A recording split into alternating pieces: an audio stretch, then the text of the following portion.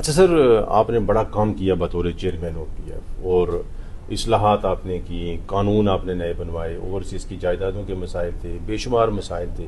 आपने बड़ा काम किया पिछले 1 डेढ़ साल के अंदर।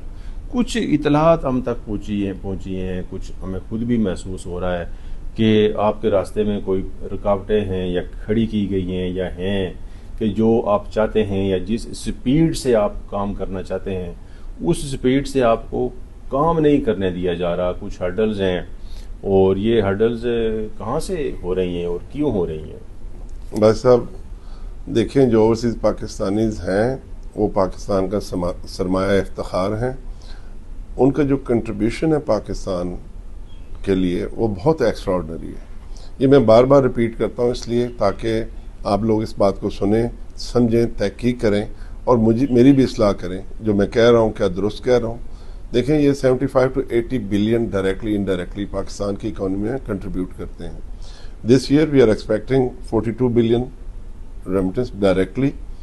और मैं समझता हूँ कि अगर आज हम फोकस कर लें और ओवरसीज़ को एंगेज करें इस बात पे, तो एक साल में हम ये रेमिटेंस 60 बिलियन तक ले जा सकते हैं।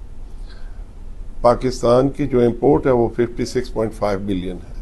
तो मैं समझता हूँ कि ये ओवरसीज़ पाकिस्तानीज़ वो लोग हैं जो पाकिस्तान को इस मुश्किल मुआशी हालात से बाहर निकाल सकते हैं और पाकिस्तान को IMF प्रोग्राम से बाहर ला सकते हैं और पाकिस्तान तेज़ी से तरक्की कर सकता है। दूसरा, इनका किरदार, ये जो पाकिस्तान की एक्सपोर्ट है इसका 30% ये लोग कंज्यूम करते हैं। तीसरी, इनकी आप इन्वेस्टमेंट्स देखें तो मैं समझता हूँ सारे मुल्कों की इन्वेस्टमेंट आप मिला लें और ओवरसीज़ की इन्वेस्टमेंट्स अगर आप देखें, उनको अगर आप तराजू में तोलें तो इनकी छोटी, दरमियानी और बड़ी इन्वेस्टमेंट्स, इसका पलड़ा भारी होगा। फिर आप इनकी फिलंथ्रॉपी देखें, बाहर बैठ के भी रोज़गार के इश्यूज़ हैं, यहाँ पे बहुत सारे लोगों को मसाइल हैं। ये गरीब से गरीब आदमी भी किसी बहन भाई को, किसी मामे चाचे को, किसी फूफी को, किसी खाला को सपोर्ट कर रहे हैं, 2 घर चला रहे हैं साथ। फिर ये डिप्लोमेट है पाकिस्तान के, ये रियल एम्बेसडर हैं पाकिस्तान के। मैं समझता हूँ एक टैक्सी ड्राइवर भी जो है ना, वो भी जब किसी पैसेंजर के साथ डील करता है तो वो उसको बताता है कि पाकिस्तान क्या और पाकिस्तानी क्या है। सही। तो मैं समझता हूँ और इन लोगों को इनकरेज करना चाहिए, इन लोगों को मज़ीद नॉलेज से इक्विप्ड करना चाहिए, इन पे हमें काम करना चाहिए और ये वो लोग हैं जो पाकिस्तान की मईशत को एड्रेस कर सकते हैं। तो इसलिए मेरा तो शुरू से सिंपल एजेंडा है, मैं यहाँ पे अपने मुल्क के लिए हूँ, अपने ओवरसीज़ के लिए हूँ और ये फैसला मैंने बड़ा सोच समझ के किया था। मैं जब से आया हूँ, जिस इदारे को मैं इस वक्त लीड कर रहा हूँ, उसके ऑडिटेड अकाउंट्स आपके सामने हैं, ओपन बुक है, कोई भी आके देख सकता है। लास्ट ईयर अल्हम्दुलिल्लाह चंद महीनों में जो हमारा रेवेन्यू है वो 40% अप गया है। हमने बैकलॉग ख़त्म किया है। जो 1500 से ज़्यादा लोग इस दुनिया से ओवरसीज़ चले गए थे, जो हमारे मेंबर्स होते हैं, उनके कुछ वाजबात होते हैं, वो हमने पे ऑफ किए हैं। और वेलफेयर ये ऑर्गेनाइजेशन है और वेलफेयर के बजट को हमने डबल किया है। उसके बावजूद ओवरऑल एक्सपेंसेस में 3.7% कमी आई है। और तीसरी चीज़ 64% डेफिसिट हम नीचे लेके आए हैं।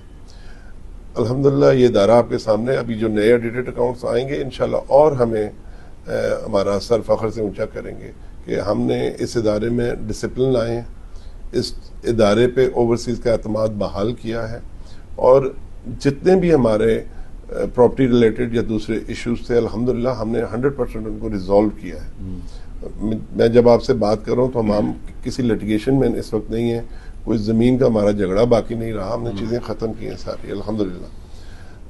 इसी तरीके से ओवरसीज़ पाकिस्तानियों को आउटरीच किया है, उनके पास घर घर गया हूँ, उनको इंगेज किया है, उनको बताया है कि उनका मुल्क जो उनको सबसे ज़्यादा अजीज है वो उनके बारे में कैसे सोचता है। नो डाउट आपने बड़ा काम किया। तो मैं समझता हूँ मुझे इस चीज़ से मैं इस चीज़ को रुकावट समझता ही नहीं सर।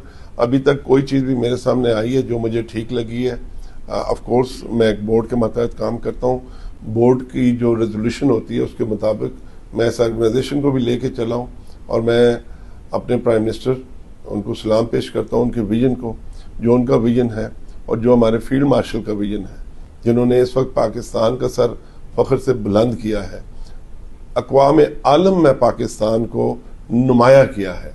हमने पाकिस्तान की 78 साल तारीख में ये वक्त नहीं देखा जो इस वक्त इन्होंने हमें दिखाया है। और फील्ड मार्शल ने तो अपनी जान की परवाह नहीं की और उन हालात में खुद ईरान तशरीफ लेके गए, वहां पे जाके 2 दिन ठहरे और उन्होंने उनको कन्विंस किया, और जो उनके जाती रिलेशन डेवलप हुए थे अमेरिका के साथ, डोनाल्ड ट्रंप साहब के साथ, उन्होंने उसको यूटिलाइज किया और पूरी दुनिया का अमन बहाल किया। इस वक्त ये लड़ाई 3 मुल्कों की नहीं, ये पूरी दुनिया इसकी प्राइस पे कर रही है और पूरी दुनिया इस लड़ाई से खौफजदा थी, जिसको उन्होंने, मैं समझता हूँ, बहुत ही हिकमत के साथ और बहुत आला तरीके से उन्होंने दुनिया के अमन के लिए काम किया और दुनिया को अमन दिया। आप ये देखें कि इससे पहले इंडिया ने हमेशा हमें एक टेररिस्ट के तौर पे दुनिया के सामने प्रेजेंट किया। जब उन्होंने फिल्में ड्रामे भी बनाए तो हमें आतंकवाद कहकर उन्होंने पुकारा हमेशा। और मैं समझता हूँ ये फर्स्ट टाइम जो पाकिस्तान की हिस्ट्री में इन्होंने बताया कि हम अमन के दाई हैं, हम सुलझो लोग हैं, हम प्यार करने वाले लोग हैं और हम अपने नेबर्स तो नेबर, हम दुनिया के अमन के लिए सब कुछ कर सकते हैं। तो मैं समझता हूँ कि इस वक्त बहुत हाई टाइम है।